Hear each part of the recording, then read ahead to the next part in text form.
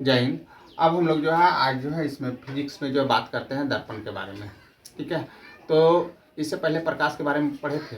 प्रकाश जब जो है आती है तो उसको कहते हैं आपतित किरण। प्रकाश की किरणें जब आती हुई प्रतीत होती है तो उसको आपतित किरण, ठीक है, और लौटती है तो उसको कहते हैं परावर्तित किरण। ठीक है, इसी से जो है क्या बनता है, तो प्रकाश के परावर्तन का नियम बनता है। हम लोग भी किसी वस्तु को देख पाते हैं तो इसी नियम से देख पाते हैं। जब किसी वस्तु पर प्रकाश पड़ती तो उससे टकरा के हमारी आंखों पर आती है, यानी उस पर पड़ी प्रकाश, यानी यहाँ वस्तु है उस पर पड़ी और टकरा करके ये जो है हमारी आंखों पर आ गई, तो हम लोग जो है परावर्तित होकर के हमारी आंखों पर आती है तो हम लोग वस्तु को देख लेते हैं। तो ये प्रकाश का परावर्तन का नियम है।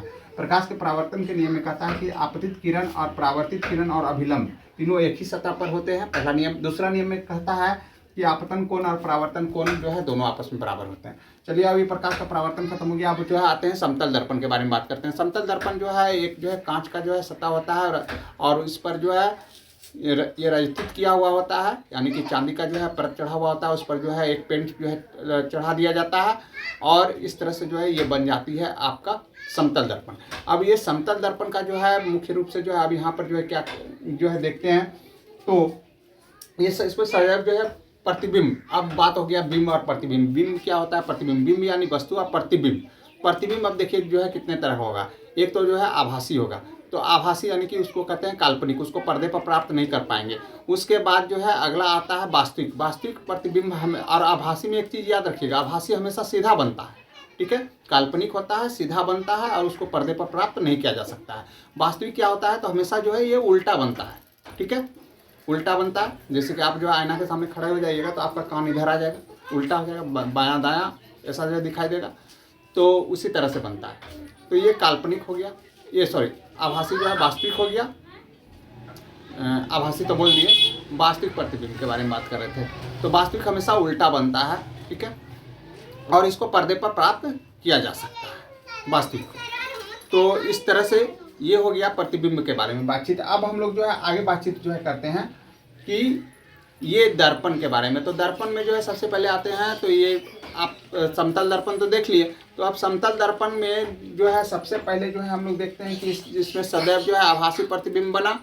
उसके बाद दूसरा जो है क्या बना, तो इसको जो है आभासी बोल दिए। पहले आभासी जब बना तो इसको पर्दे पर प्राप्त नहीं किया जा सकता है। उसके बाद जो है वस्तु का जिस साइज होगा, यानी कि बिंब जो साइज का होगा वही साइज का जो है प्रतिबिंब बनेगा।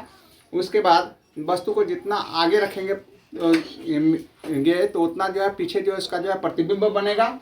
उसके बाद जो है प्रतिबिंब उतनी ही दूरी पर बनती है जितनी दूरी पर जो है वस्तु होती है, ठीक है। बड़ा छोटा में खाली अंतर होगा, वस्तु जितना आगे जाएगा प्रतिबिंब उतना छोटा, वस्तु जितना पीछे वस्तु प्रतिबिंब उतना बड़ा। और जो है प्रतिबिंब में उतनी ही दूरी पर बनेगी जितनी दूरी पर जो है वस्तु रहेगी। ये हो गया समतल दर्पण के बारे में। अब गोलीय दर्पण के बारे में बात करते हैं। गोलीय दर्पण में जो है एक चम्मच को ले लीजिए, गोलीय दर्पण का काम करता है एक तरह से, मान लीजिए, ठीक है। और उसमें जो है आप देखिएगा कि जो है चम्मच का जो उभरा हुआ भाग होता है, ठीक है, जिधर से खाते नहीं है बाहर का भाग, ठीक है, उभरा हुआ भाग, वो उत्तल दर्पण का काम मान लीजिए उसको। और अंदर जो धंसा हुआ जिसमें हम लोग रख करके खाते हैं, कोई वस्तु उसमें रखते हैं, उठाते हैं, तो वो जो है हो गया कौन सा, तो अवतल दर्पण, ठीक है। उसी तरह से गोलीय दर्पण होता है, ठीक है। उसका जो है परावर्तक सतह जो है एक धंसा हुआ जो भाग है उसको जो है क्या बोलेंगे, अवतल, और जो उभरा हुआ भाग है उसको उत्तल।